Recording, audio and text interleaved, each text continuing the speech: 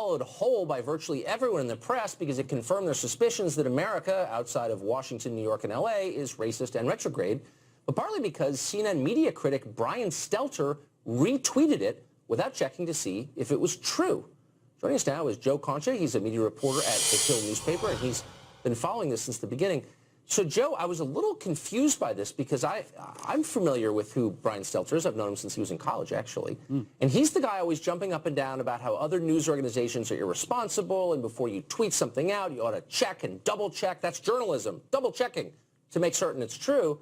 He seems like he had a hand in disseminating a hoax. I'll have to correct you there, Tucker. Actually, the quote is on one of his shows a couple of weeks ago, "We need a new rule for the web. Triple check before you share."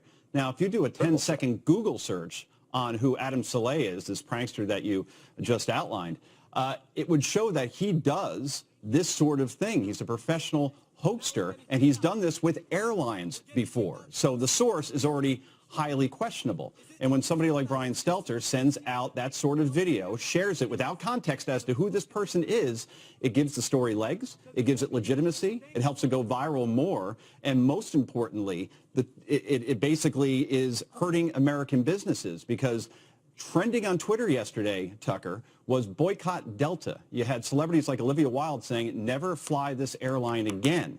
So, you know, I've never quoted Winston Churchill on a cable news show before. I'm about to do it now. He said that a lie can go halfway around the world before the truth even gets its pants on. So by Stelter sending this out, even if this story is debunked, it's impossible to put the toothpaste back in the tube. This has already hurt Delta, maybe irreparably. Well, and by the way, I mean, this is, if you had just, as you noted, just check this guy for 1 second on Google, it really was like Tawana Brawley accusing you of assault. I mean, maybe it's true, but the source is so discredited that you would never retweet it. By the way, let's put up, in case our viewers haven't seen it, this is a performance from Brian Stelter on fake news, one of his favorite topics. Here we go. So this is the guy who told us that there were hundreds of swastikas being painted on buildings after Trump got elected. This is a guy who spent a year flacking for Hillary Clinton. I was convinced he wanted to be her press secretary. How does he get, and that's fine, he's got a political point of view, he's a progressive, he's an activist.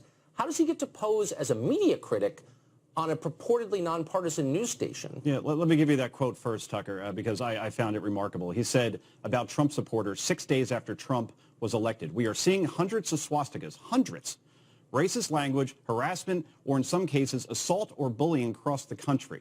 Now, this has been disproven completely. No one can verify anything around hundreds of swastikas or hundreds of people getting beaten around the country. Did Brian Stelter apologize? No. Did he retract? No. Was there any accountability from management? No. You have inmates running the asylum, and that's the problem here. So, you know, I say a New Year's resolution, Tucker. Basically, journalists that purport to be straight news reporters, like you had Kurt Eichenwald on last week, you proved him to be an advocate. Brian Stelter should do the same thing, change the name of his show on Sundays from Reliable Sources to Countdown with Brian Stelter and say our mission is to call out conservative media bias while taking on Trump at every turn, and people will respect the fact that he is being transparent. That's exactly right. It wouldn't bother me. It's like NPR. If they would just stop pretending to be unbiased, I'd probably listen to it because at least it's honest.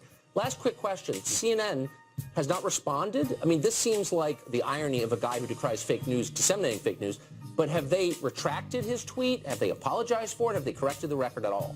You can go on Twitter right now to Brian Stelter's account, and you will see that tweet is still up, doing damage. People are still retweeting it out, and Stelter is standing by it, saying that he was only trying to point out the virality, how viral it was going. But again, he didn't provide any context around that tweet, and that does damage to Delta Airlines, and that's why fake news in this context is dangerous. It hurts American business, Tucker. That's a good point. Thanks a lot, Joe. I appreciate it.